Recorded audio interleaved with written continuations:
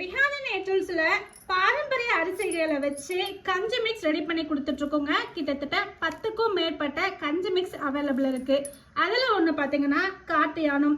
இந்த காட்டு யானை அரிசி சர்க்கரை நோய், இதய ஆரோக்கியம், செரிமானம் மற்றும் உடல் வலிமைக்கு ரொம்ப சிறந்ததுங்க. புற்றுநோய் செல்களை தடுக்கிறதுக்கு இந்த காட்டு யானை அரிசி ரொம்ப யூஸ்ஃபுல்லா இருக்குங்க. இதோட பாத்தீங்கன்னா காய வைத்த பூண்டு ஆட் பண்ணியிருக்கோம், மிளகு சீரகம் ஆட் பண்ணியிருக்கோம், முளை கட்டிய பச்சை பயிறு, உங்களுக்கு புரதச்சத்து கிடைக்கணும் அப்படின்றதுக்காக முளை கட்டிய பச்சை பயிறு, முளை கட்டிய ராகி,